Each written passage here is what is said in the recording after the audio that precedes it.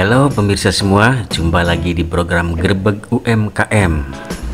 Akhir-akhir ini tanaman porang cukup populer di tengah masyarakat, utamanya para petani dan pebisnis. Tumbuhan umbi-umbian khas tropis ini cukup potensial untuk dibudidayakan dan sekaligus juga dijadikan lahan bisnis. Nah, pada episode kali ini, Grebeg UMKM akan mengintip seorang petani yang merintis budidaya tanaman porang. Setelah pada musim pertama sukses dan menghasilkan keuntungan, menginjak di musim kedua ini ia menambah jumlah tanaman dan memperluas lahan penanaman porang.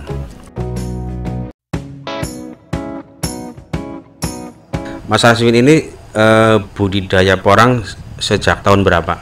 Kalau budidaya porang itu saya mulai dari awal tahun atau akhir tahun 2018. Dan sampai sekarang berarti udah 2 musim ini.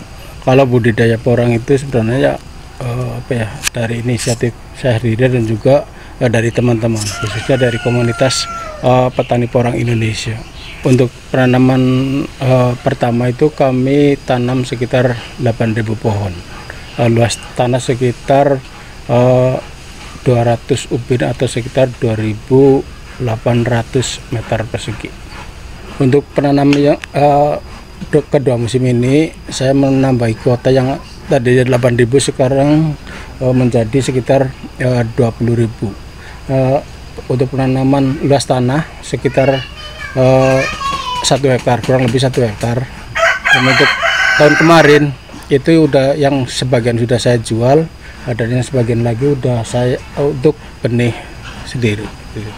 Kalau untuk penanaman yang musim yang pertama itu saya modal hampir 8 jutaan, dan sebagian sudah berproduksi dan sudah saya jual sekitar 3 ton untuk tahun kemarin.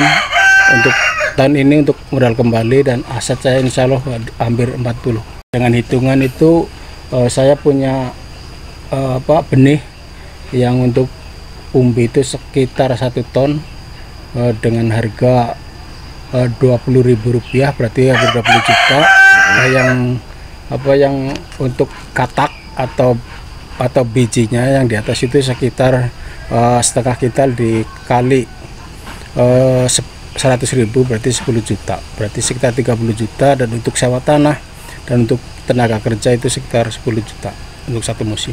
Kalau sebenarnya kalau porang sendiri itu ada 3 kriteria, yaitu yang pertama dari katak. Nah, ini apa ini? Ini katak.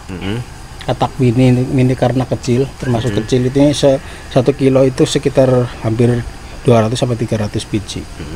Itu yang pertama katak. Yang kedua, untuk harganya sendiri yang katak, yang 1 kilo itu yang sudah siap tanam itu sekitar 200.000 sampai 250.000 1 kilogramnya. Iya betul. Dan ini yang kedua ini umbi mini atau kecil. Yang ini harganya sekitar 1 per kilogram itu sekitar 50 sampai 60.000 per kilogram. Per kilogram. Iya. Dan yang terakhir itu spora. Spora itu macam bunga bangkai, cuma kami tidak punya karena memang kalau spora itu kan biasanya dari yang besar tumbuh spora. Untuk tahun kemarin itu belum ada yang besar, jadi belum tumbuh spora. Seperti itu. Dan ini contoh yang sudah produksi ini hampir 1 kilo atau 1 kilogram ini untuk bisa dijual produksi di pabrik-pabrik. Untuk perawatan yang pertama yang jelas kalau dulu itu kami isinya babat, itu artinya memakai sabit. Kalau sekarang enggak, kami memakainya itu macam obat pertanian untuk membasmi rumput liar. Itu menyiangi gitu ya. Iya. Karena untuk efisiensi biaya perawatan. Kalau teknik untuk jarak tanam yang pertama itu untuk yang umbi ini berarti seperti ini.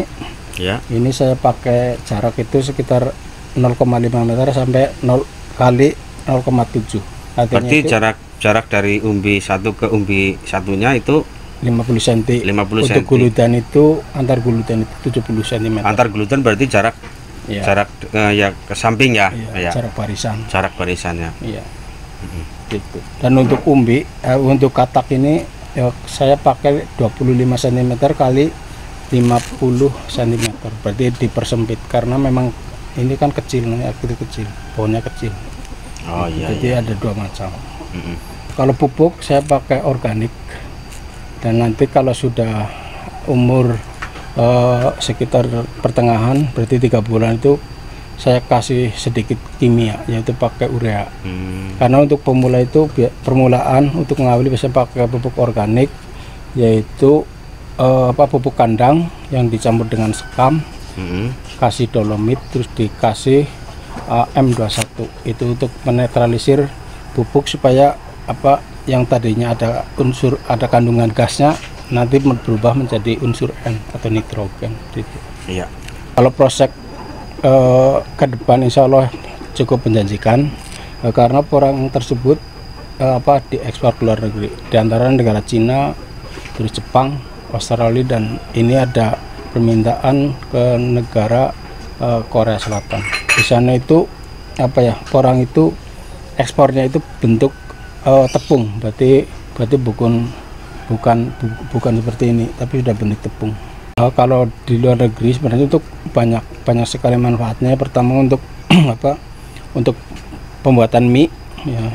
Mie. Yang pertama, yang kedua untuk jelly, itu yang untuk makanan.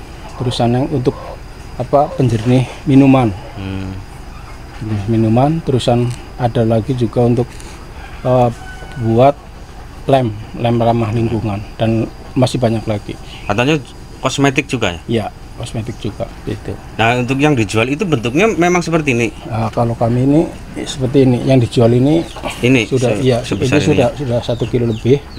Nah, ini yang sudah siap produksi, seperti ini. Karena ini sudah berarti melalui dua musim, jadi sekitar 2 tahunan lah. Satu kali panen itu berapa bulan sih, Mas?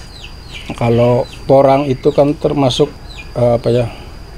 sedang lah, maksudnya bukan tahunan. Tapi kalau yang tanam bulan ini sekitar bulan 10, berarti nanti sekitar bulan 5 baru panen, berarti sekitar 7 bulan. 7 bulan. Kalau pekerja terus terang kami tidak mungkin di kerjaan jika sendiri, istilahnya itu kami mengerjakan banyak pekerja, terutama harian lah. Harian juga ada yang setengah harian. Itu kami mengasih upah itu sekitar 50 sampai 50.000 per setengah hari. Oh, setengah hari. Kalau harian itu sekitar 85.000 per hari. Oke, terima kasih Mas Raswin atas penjelasannya mengenai budidaya porang ini. Semoga budidaya porang Mas Raswin ini semakin maju, semakin sukses, dan memberi manfaat kepada orang lain juga. Ya, terima kasih.